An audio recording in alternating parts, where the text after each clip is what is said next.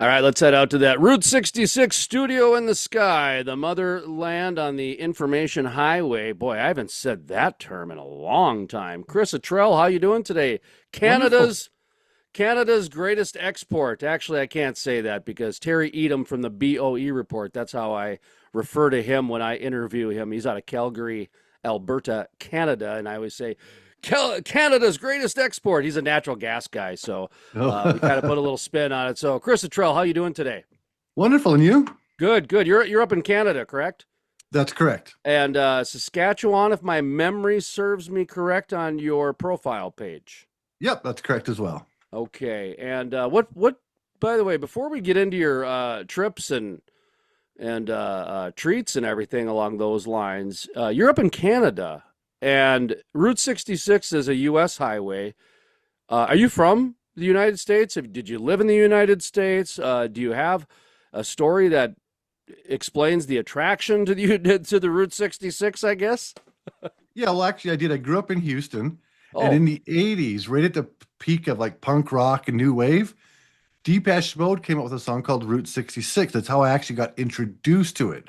But there was no internet back then. So I kind of got the sort of mythical Route 66, and it was like really cool. But that's how I got introduced actually. right on. And so Houston, though, you were able to hit Route 66, I would imagine, at some point after that song because it's in the same state, although Texas is like three states in one. But did you hit Route 66 much, in small intervals or anything along those lines? Nope, never. The only time I went down Route 66 was in 1980 when we drove from Los Angeles to Flagstaff, Arizona.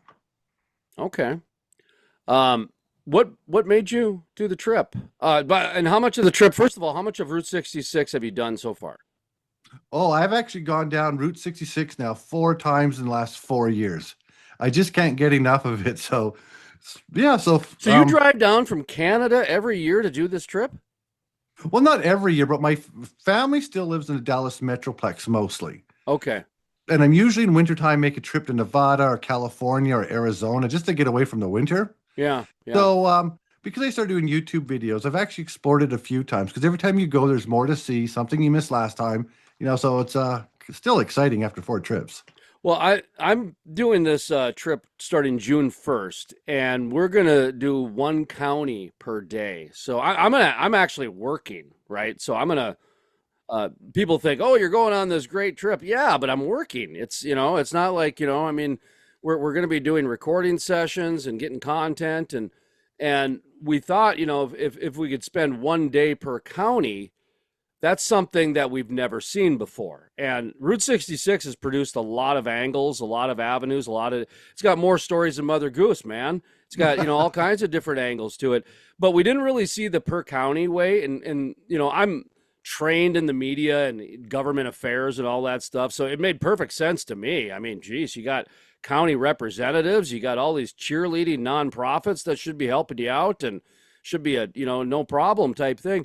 But when I started getting into it, I wouldn't even be able to take in half of what Route 66 can offer, spending one day in each county. Keep in mind, some counties are like 10 miles or 30 miles. It's not like, when you do it county by county, you're talking about 55, 56, 57 breaks along a 2,400-mile route. And just the Ken, I was talking to Ken in Oklahoma yesterday, who's Ken's Route 66 Adventures. He's a lot like you, just out there doing videos on the road because he has a romance or a fascination or a spiritual attraction to the road. And we were talking about, even if there's 6 restaurants in a county, you can only hit one. Like you can't go. I mean, maybe you could go to Dell's Chicken and then go grab a snow cone over at the Cozy or Dog or something like that. But it's not. There's so much to do that you can keep going back and back and back. It's quite remarkable is what I'm getting at. How many different ways that you can do it. So I'm not surprised that you keep coming back, but I'm surprised that you're driving down from Canada because you got a lot of options on your way down. I mean, you got the Black Hills and all kinds of different stuff. Now, where are you at in Saskatchewan? I live in Shaunavon, which is in the very southwest. So it's about an hour and 20 minutes to drive to Harlem, Montana. Oh, you do have to drive then because Yeah. oh yeah, but you're like it's like why people don't go to Glacier National Park. It's just in the middle of nowhere. It's just one of the most gorgeous national parks we have because nobody goes there. It's untouched. People take the Amtrak specifically to drive on the back roads there of Montana and Idaho because there's nothing back there. So boy, you got how far of a drive is that to and where do you come out on Oklahoma City or where do you land at, I guess? Well, see, it depends. See, you're right. We're in a very remote area. The county south of here is considered the most remote county in the entire lower 48. So, but the thing is that when you're in Montana, no matter which way you go, everything's beautiful. If you come in through Denver, beautiful. If you come in through Salt Lake City, beautiful. If you come in through Nevada, it's always a great trip when you leave Montana to go anywhere in the Southwest. Anyway, but it's about 18 to 24 hours to get to Route 66, but it takes about 4 days to get there. No kidding. So you're talking about 24 hours, 4 days. And I suppose, yeah, you can choose to go the Salt Lake way, the Denver way, and each one's a different adventure. So when you have you started at the Santa Monica Pier? Have you ever done that? Yeah, in fact, my very first time at the Santa Monica Pier was on my most recent trip last month. Okay, and did you do the whole route or did you did? And how long did that take? I did that over 9 days. Okay. Now, I could have taken longer, but here's the twist. I turned around and went back most of the way to make sure I got all the footage and photos that I wanted, and then I came home. So I kind of actually drove both ways. Well, that's not, yeah, you got to backtrack, especially if you missed that teepee, right? In Arizona, you got to go back and get it. You bet.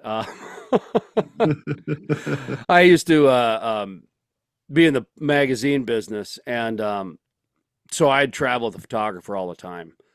And all of a sudden, he would just pull over in the middle of nowhere in certain times of the day just because of the way the light was. And he would drive a half hour out of the way if he knew of a certain area because he wanted to reach it at the time of a day where the light was going to hit it in the best way possible because he's a professional.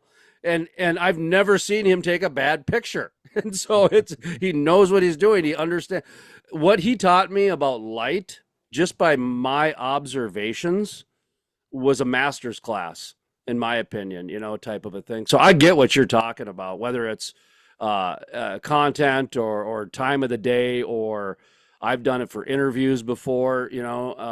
It's important. Those things are it's the details, right? It's the devil in the details that make things important. I imagine yours was for different reasons, but do you travel alone each time? Yeah, I travel alone because my wife doesn't like driving. Oh, and you're So even married and you travel this much? Holy, yeah, she holy likes it. Hannah. Has she ever taken the trip ever? Oh yeah, she comes with me, but not that often, just because she does not like riding in the car. And when you're this Ah, remote, everywhere you go is going to take a 3 hour drive, just about right.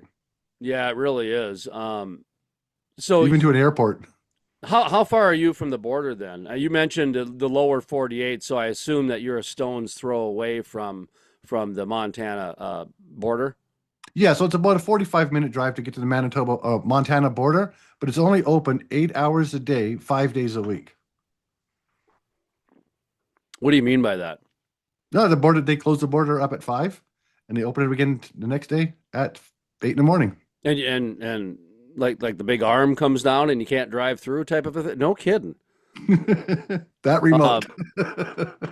wow. Is there a Route 66 in Canada? Is there a famous like maybe it's the Autobahn, I think Amsterdam or Holland has the Autobahn, right? Or who has the Yeah, Autobahn? we have the Trans-Canada Highway, which goes all the way from Vancouver Island to Newfoundland. So it's the longest highway in the world.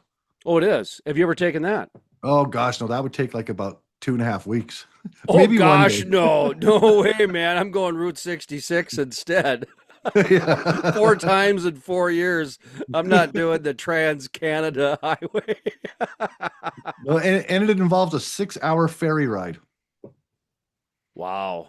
Boy, that really is planes, trains, and automobiles, isn't it? I mean, you're talking.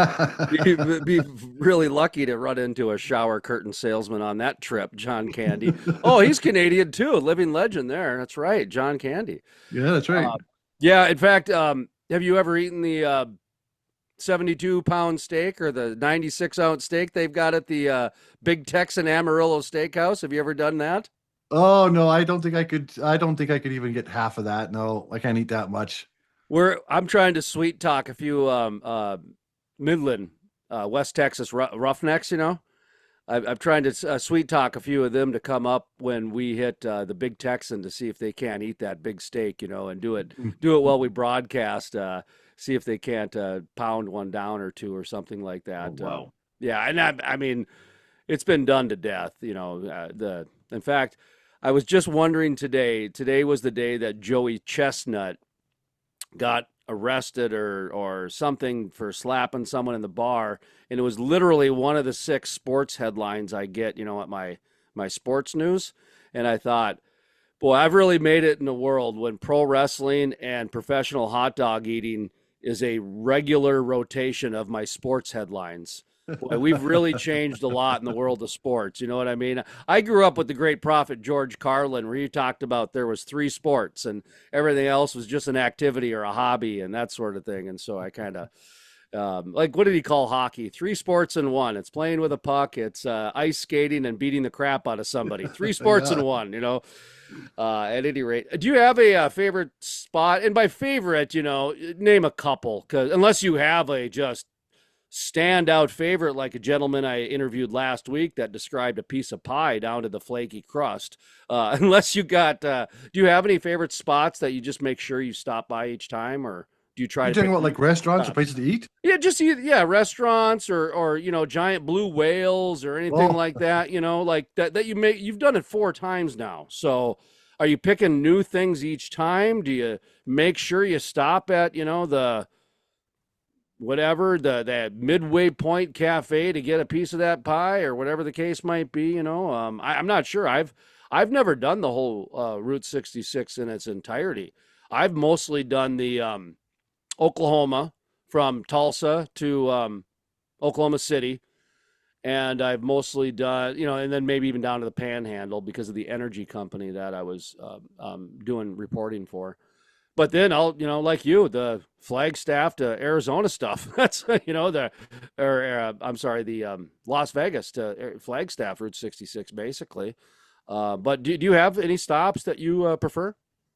yeah. Like my favorite by far is as soon as you leave San Bernardino, you go up to Cajon Pass, right through California, all of California. Once you hit north past the Cajon Pass, it's like Barstow, Amboy, because now you're very remote. Like there's not a lot of traffic, there's not a lot of people, not a lot of towns. You have to get gas and water because a gas station may not be open for a couple hundred miles. I like it because it's so wild. It feels like the Route 66 I imagined when I heard that Depeche Mode song in 1987. Um, did you say Oatman? No, you said Amboy and Yeah, like when Barstow. you leave, like get to places like Barstow, Yeah, Amboy, really you're getting off the interstate, and now yeah. I you're mean, on the really remote. It's Death Valley with people. Limited people, but I Yeah, mean, it's essentially you're running parallel with Death Valley. You know what I mean? So, yeah, there's a reason that you need to stock up on water and provisions because there's not a lot of people that live out there.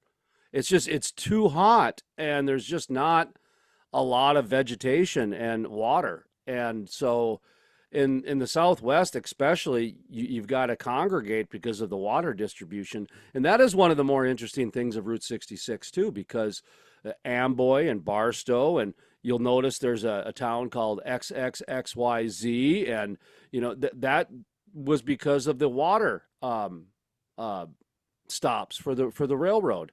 Up in my neck of the woods, they were up in Minnesota, North Dakota, South Dakota here.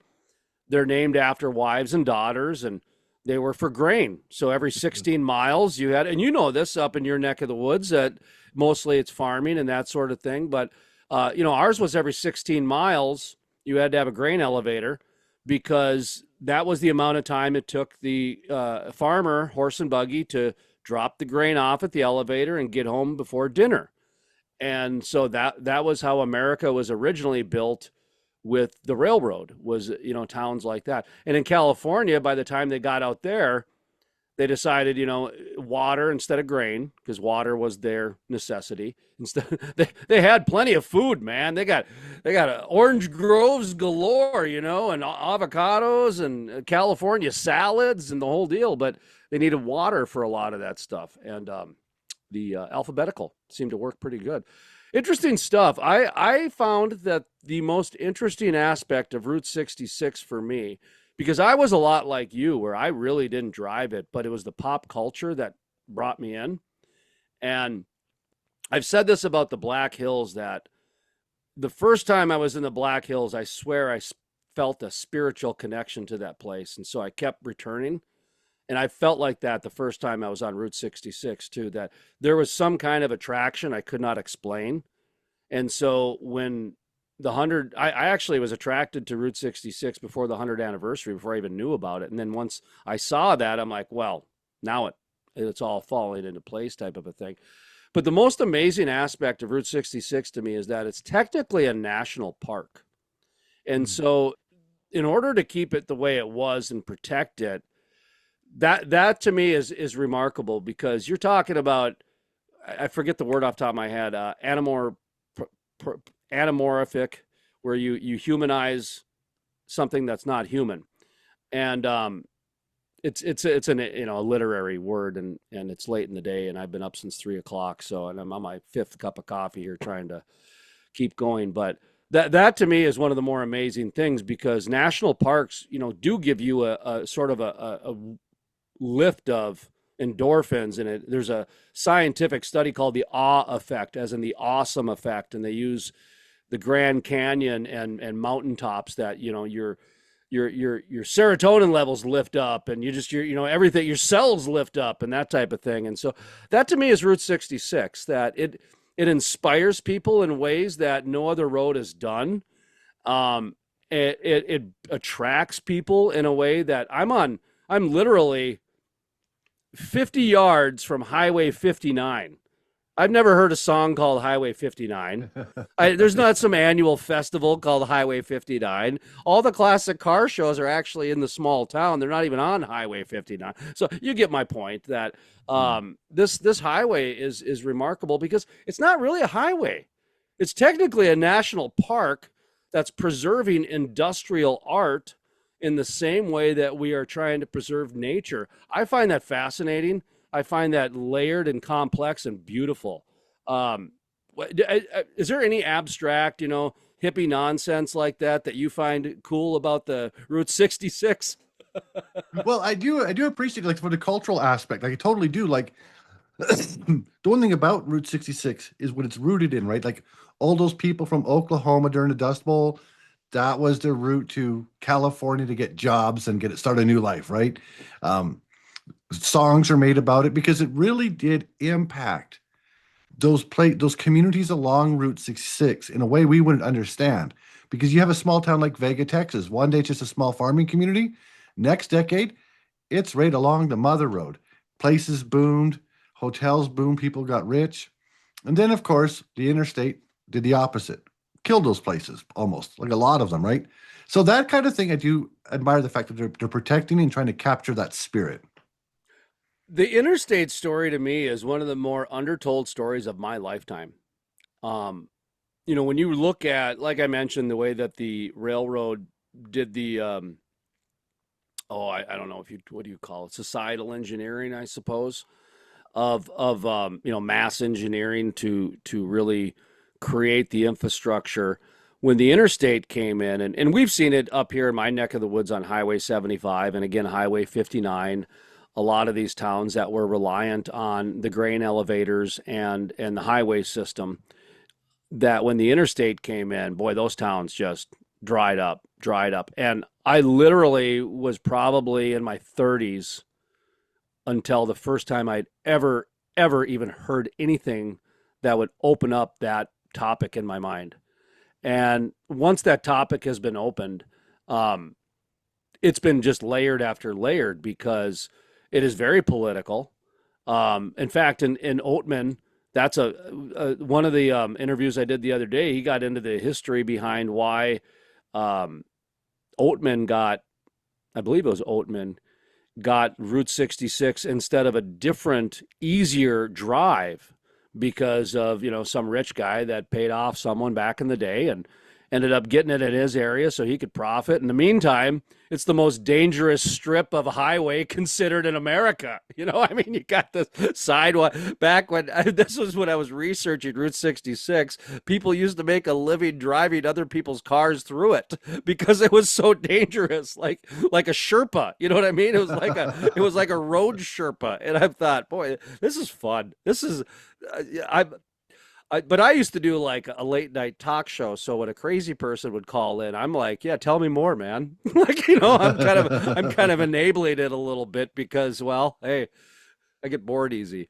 Uh, so do you have any advice for anybody who's going to be driving it? Like I'm driving it for the first time, but I'm taking one day at a time. So I'm going to have plenty of time to adjust and ask questions and, find my way, if you will. But I'm glad I'm asking these questions of people because when I interviewed Reese Martin from the Oklahoma Association, Route 66 Association, I didn't realize they had kind of, you know, off record Airbnbs that you can stay at that are for RVs and that kind of stuff. I forget there's an actual term for it and I forget it off the top of my head, but he's the one who told me about the sidewinders.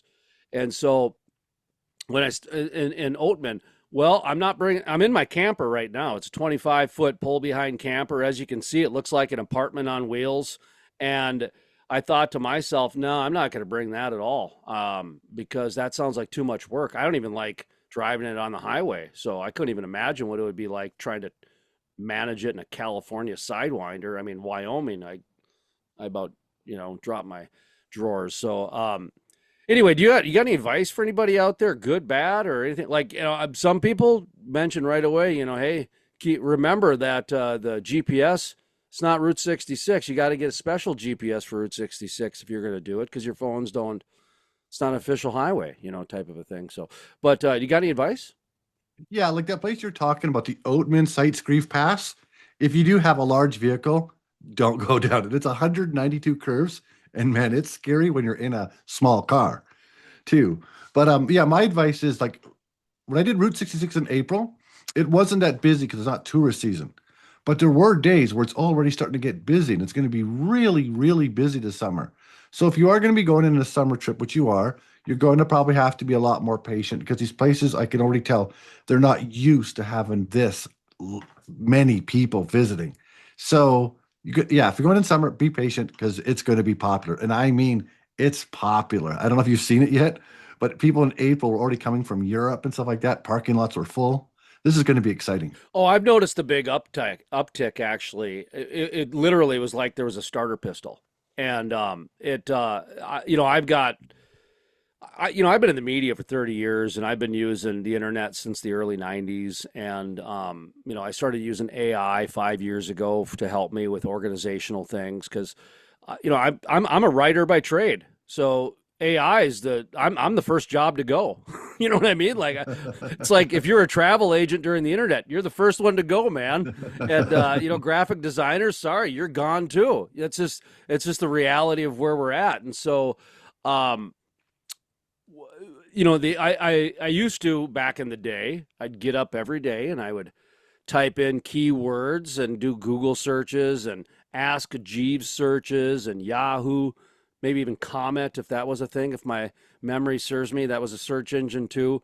And you'd look for news stories and you'd look for me, I would always look for the blogs, because the news stories you can get off the AP, you can get off the Associated Press. So I started looking into modern day. Now, flash forward to modern day. Instead of blogs, I'm looking at YouTube videos and I'm looking at Facebook posts and I'm looking at, social media type of things that are Route 66 related to generate my leads for stories like this. I mean, I reached out to you. I think it was through YouTube, correct? That you had a YouTube video. And so by doing that, then we can kind of do a 1-2 punch with the story, get their point of view, and then get, kind of a professional reporter's point of view to try to help tell the story and do those things and everything else as well. And April, see, May, mid-April to end of April. So say after Easter, we'll say after Easter. It was like 10 times the amount of Route 66 traffic came into my inbox. Like, okay, there was 10 videos uploaded on YouTube instead of one. And there was, all the Facebook posts, forget it. You can't, because those you got to scroll down and you're like, oh, for every 5 minutes, somebody's got a new one coming up. And I talked to Big Mike and Seligman at Route 66 Relics or Roadside Relics the other day. And I literally talked to him for 5 minutes to see if, about doing a recording session there. And he had to help 3 people. And they're all taking pictures for online. So here he's talking to me on the phone. He's taking pictures for people coming in, and he's selling them merchandise. You want to talk about being busy? That guy, I mean, how many more hands can you have? And so, number one, be patient. The road is going to be busy, and I think it's going to be busy mostly because of one-day trip people. Actually, I think you're going to have a lot of people that are going to go and drive it and really take it in, but I think you're going to have a lot of people that are bored and they're going to want some social media attention. And so let's go hit up a diner or a big blue whale on Route 66 and call it a day, a day after, just a day trip. You don't even have to stay overnight, and all of a sudden there you go. That's like going to the county fair or like going to the high school basketball, whatever the social media fodder is. That's the thing I think is going to help Route 66 more than anything, is people's drive for social media. You drove what, 6 hours? If you drove 3 hours backwards and 3 hours forward, just to make sure that your social media content was, perfect. Hey, that's an artist, man.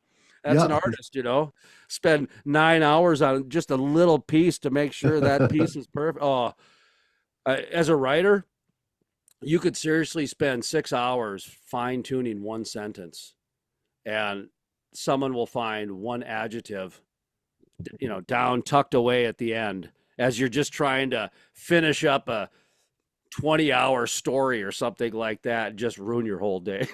So, how about when you're out driving, this and that, budget wise, are you finding that you're able to hit your budget? Are you finding you have to spend more than you thought, or are you being able to under your budget, I guess, when it comes to budgetary items, with gas prices and inflation has gone so wickety wackety over the last 6 months that, it's hard to even know what people are pricing things these days too. Yeah, well, gas prices in the States are still cheaper than they are in Canada. So it's still maybe expensive for you guys, but it's still less than what we're paying. But I did notice my trip I went in February to April, the price of gas in American gas stations did go up a lot. However, I did save money because there's still a lot of good bargains at some hotel and motels along Route 66. They're probably going to go up significantly in the summertime. But I did come in under budget, but I'm also very thrifty. And, I'm not a big spender type of person, right? So I hope gas prices don't keep going up because that's going to take a lot of fun out of these trips. It will change things for sure. Absolutely. And so, you travel alone. And so do you stay in a hotel mostly? Do you sleep in a vehicle ever to save money? No, I don't, because I have to charge my batteries because I do videos, right? I have to charge batteries and all that stuff. So I do stay in a hotel, but I don't stay in luxury hotels. And I don't stay at the really, really like Irwin Motor Inns. I try to stay somewhere in the middle. And I Yeah. found them to be pretty much reasonably priced the entire trip, except when you're in Los Angeles area. It gets a little pricey down there. Yep. Motel sixes were $110. I'm like, okay, that's pretty expensive for a Motel 6. Oh, I guess, but if being in Houston, you understand the energy business, so being around some of those oil and gas areas, boy, it gets pretty pricey up there. They'll have no problem charging you $250 for a Motel 6 in Midland, Texas. They'll have no problem doing. They won't blink an eye either. So I I learned what price gouging was in the Bakken oil fields out in North Dakota. Like, oh Oh, my, I couldn't believe. Well, because we didn't, in North Dakota there wasn't oil my whole life, and then all of a sudden there was oil, and everything was 3 to 5 times the price overnight. Like, you, like people that were charging $200 for an apartment because nobody was living out in that area were now charging $2,000 to $3,000, and you had to mow the lawn, and you had to pay the utilities, and you had to fix the broken window that was already broken. That type of thing. It was just, and they got it. They got it because the oil companies, they'll just write the check and keep moving because, it costs them more to slow production down than to keep moving ahead type of a thing. But anyway, uh, well, how's the videos going? I see you got a few 100,000, 400,000 followers. Is that right? no, I'm at about almost 120,000. 120,000. Okay. Okay. So, Justin Scared was the other one that's got 375. So, okay. Yeah. Sorry, I got you two mixed up there because you had similar videos and I was reaching out at similar times. 125,000. That's incredible. Really, in my opinion, anybody who gets anything more than 10,000, well, you're doing good. I mean, Well, thank you. it's a I've been in the media my whole life, and it's a feast or famine industry. And so whether someone's doing it as a hobby or doing it as professional, it's hard to get people to pay attention to your stuff because um, you're competing with reruns of The Office. You're competing with NFL football. I mean, you're competing with OnlyFans. There's so many different varieties of content, but at the end of the day, there's still two eyeballs and 24 hours in a day for most human beings. Not trying to be insensitive for the Cyclops individuals out there, but you get my point that, there's only so many hours in the day and people have choices. And, to get 125,000 followers and on YouTube, are you on other social platforms too? No, because the other ones are kind of like a waste of time because you do all that work and get so little pay. But I do find that YouTube, when you're appealing to people who just want mature, Everybody always asked me why I wasn't on Facebook, and I said, because I don't work for Meta. That's why, because Meta doesn't do anything to help me. It just all it does is it wants my content and my ad revenue. It doesn't want to help me at all. In fact, people are stealing my stuff from my website and putting it on their Facebook, and they're profiting off it somehow. So that's, yeah, I'm with you on that. Where YouTube helps you try to make money, and Facebook does not. So anyway, I found that yeah, funny that. So yeah, there's still a market for mature quality content that's not trying to like get you that 30 seconds of attention span. So have I you like tried YouTube. Substack? No, but I've heard of it, but I've never. So, Substack is, it's got a little bit of a stigma still to it, which I think is by design by some people, because anybody that spends 5 minutes on Substack that has any experience, whether it be hobby or professional in the media, they go on Substack because Mhm. it allows you literally to become a media company. And last month they upgraded their technology once again because they're constantly upgrading it. You can now live stream from Substack in the same way you can on YouTube and LinkedIn and everything. So Substack you can live stream, and then like this video, for example, I upload it to Substack first, and then Substack uses AI to put it on YouTube and LinkedIn for me. So I don't even have to do that. Now, I do have to go and put the description on YouTube and the thumbnail, and I always forget to do that till like 3 days later type of a thing, because I'm not one to go on my own channel. I'm more of a shouter than an engager. I like to shout my stuff and just move on because, I was in the media my whole life, and that's the way we were trained. But so, YouTube is your primary channel that you try to direct people to. Are you looking at trying to make some money out of this, whether it be through YouTube, monetization? Are you looking for sponsors? Do you have sponsors?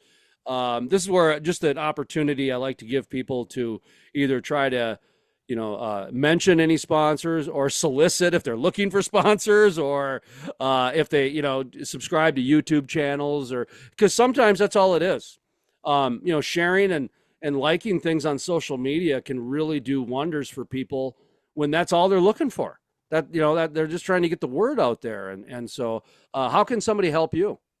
Yeah, just subscribe to my YouTube channel. I don't do sponsors. I had a few reach out to me, but I'm not quite comfortable with being sponsored because I don't like doing things that people tell me to do. I like doing things my own way, and say what I want to say.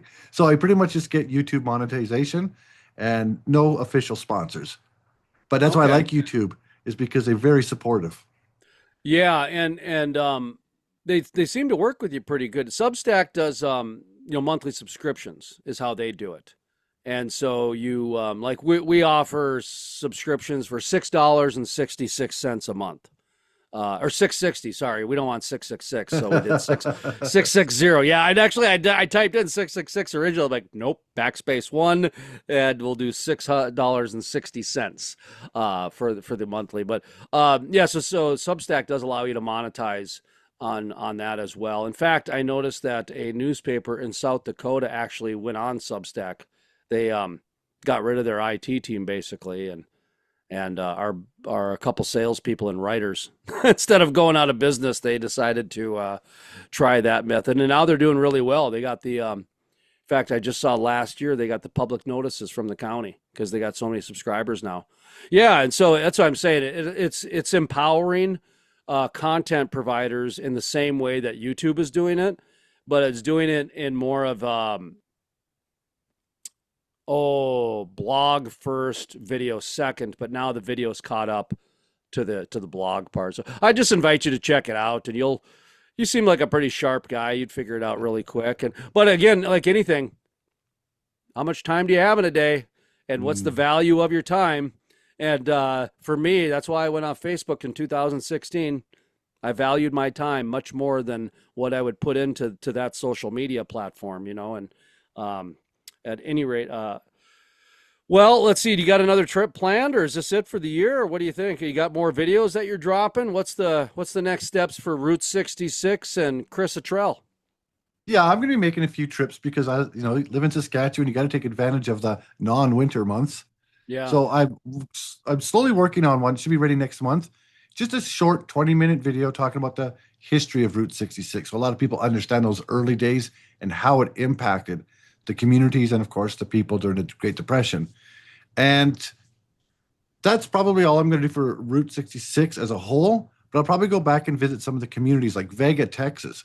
I just fascinated with that little town, right? It's got the small town Texas vibe, and Route 66 all over because that was part of its identity until the highway got built. So I'm going to Now, go back and do some local stories. now, when you do that, do you basically fly into Dallas and visit family, and then jet over from there? Is that kind of the idea behind that trip then? Yeah, like flying you can fly from Billings to Dallas direct, so it saves a lot of time. Oh And you my, get you got to drive to Billings? Do you yeah. do you do you seriously have to drive to Billings to? Well, you can pick Billings or Great Falls. Great Falls is a 4-hour drive. Billings is a 5-hour drive, but Billings has direct flights. Yeah, Great yeah. Falls doesn't. Yeah, but I was gonna say Billings is more in the southern part of the state Yeah, it's than a it is. I 5-hour mean, drive. yeah, I mean Billings is like the edge of the mountains. It's like I'm closer to Billings than you are, I think.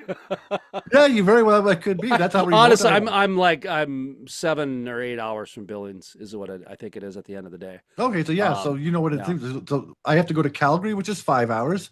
Great Falls is 4, or Billings is 5. So that's how remote I am. Do you have any We're not, puddle jumper stations? Like, do you have a Moose Jaw or something that you could go to, or what is your closest town? Do you have like a Walmart, or what would be like a Walmart in Canada? Do you have Walmarts? Yeah, oh you yeah, we have them. So we have to drive about an hour and 10 minutes to Swift Current, or about Swift two and a half Current. hours to Medicine Hat. Oh, okay. Now I know where you're at. I know where Medicine Hat is. Okay. Boy, you're 2 hours from Medicine Hat. I used to say this all the time to people in you know, cities that didn't understand what it was like to be in like rural areas. So, uh, on the west side of North Dakota, like North Dakota is eastern heavy. Like 70% of the population is like 20 miles from the eastern border of North Dakota. If you draw a line from Canada to South Dakota, 20 miles in, that's literally 70% of the population. So the rest is spread out through, 90% of the whole state, right? Like we've got, Billings County, I think has 800 residents, 798 of them are millionaires because they all have oil rights, but they only 800 people in the whole county, right? So it's not like this highly populated. You mentioned, you're in, I think the least, no, the most remote county was in Montana. So, But I did live in right by you. I did grow up a little bit, lived in Sydney, Montana. So we're just like walking distance in North Dakota. So the example that I would always give people is, Williston or Fort Tuna or Sydney, like that, to where if you're in that area, or Bowman is in the southern part, Williston's up in the northern part, right? You're still like 5 hours from Bismarck. So if you want to go to a Bismarck Bobcats game or go to a concert of a C-level tiered person, not even a A-lister, but a C-level, you're 5 hours away. Like, and in Bowman, they don't have a McDonald's. They don't have, so like there are people down, like I was talking to a guy who is 45 years old and he's been working at the same job since he was 16 in Bowman. And I thought, now here's a guy who probably hasn't left Bowman more than a half a dozen times a year. Like, and he's 5 hours from the Black Hills and he's 5 hours from Bismarck. Like, cheapers. Like, and there's no airports. Like, there's not like there's an airport nearby that it's a puddle jumper airport. It's not like a real airport. So, holy Hannah, man, you've got some real living out there, like, do you live like in a city or out on acreage or? No, I live in a small town, Shaunavon. There's 1,600 people. It's not very big, but it's considered big for the area. Yeah, 1,600's that's a decent size. I mean, you've got at least a dollar store and that kind of stuff. I'm just kidding. Boy, Macintosh caramels up there and real Kraft. What do you call Kraft mac and cheese up there? Mac and cheese or what is it? Yeah, we just call it mac and cheese. Yeah, it's different up there. I was talking the other day about my favorite candy growing up was a brick of caramel called Macintosh caramel. It's just like a brick of diabetes, and they took it off the market in the 80s, and you can only get it in Canada. And it's a Canadian caramel. But in closing, I guess, did you have any final thoughts or anything that we left out or anything you want to mention about Route 66 or your webpage or your trips or anything like that? Sure. Well, one thing you can do, I have an older video I made like 3 years ago called Ghost Towns of Route 66. A lot of the stuff is probably gone now or rehabilitated. But if you're into ghost towns, that's mostly what my channel's about. Like not just Route 66, but as you know, in rural North Dakota, Montana, Southwest Saskatchewan, there's a lot of ghost towns in the middle of nowhere. So it is kind of like mostly the style of videos that I do. But the ones around Route 66, there's a lot of really good ones. And how many different ghost towns do you think you've been in? Altogether? Yeah. Oh, gosh, it's got to be like 500, 600 all over the really? Western U.S. and Canada, yeah. I live in like Ghost Town Trail in Canada, right? So, yeah, I've been about 500 ghost towns. You live on a ghost town trail? Like that's... That's what they called it out here in Southwest Saskatchewan, Ghost Town Trail. It reminded me of that. I mentioned that price gouging story. I forgot to include that $200 to $300 apartment they were getting $3,000 for that was smaller than most people's bathrooms. Was in Tornado Alley because multiple times a tornado has ripped apartments or houses out of that area. Like for some reason, tornadoes really like that street. It's like that movie, What in the World According to Garp, after the airplane runs into the house and he's like, I'll take it. Do you know what the odds are of another airplane hitting this? It's got to be astronomical. Like, we'll never get hit by another airplane again. Let's take this house. I love that logic. Well, I appreciate the time today. Good times. And if you got other stuff, be sure to let us know. And if you got new videos that are Route 66 related or you go on a trip, make sure to let us know. We'd love to get the messages out there and put them in the archives, if you will. That's one of the fun things that we're doing. That we're grabbing these and trying to get as many of these as possible into the National Archives because all these stories are just fantastic. All the different angles, and whether it be the ghost towns or the sporting events, or somebody the other day was talking about trying to hit all the dispensaries on Route 66, and I'm like, hey man, I talked to another church that's trying to do a devotional for every mile, so there's a lot of stories, a lot of avenues, a lot of angles, and that's the beauty of it. Just keep on inspiring people and keep creators creating and the road moving forward. So final thoughts, I guess. Where can people get your stuff? I guess do you have a website, or is it just the YouTube page? Yeah, just type in my name into YouTube, Chris Attrell. It takes you right to my YouTube channel. And yeah, you can watch all my videos and subscribe right there. Well, I appreciate the time today, good sir. Well, thank you. Thanks for having me.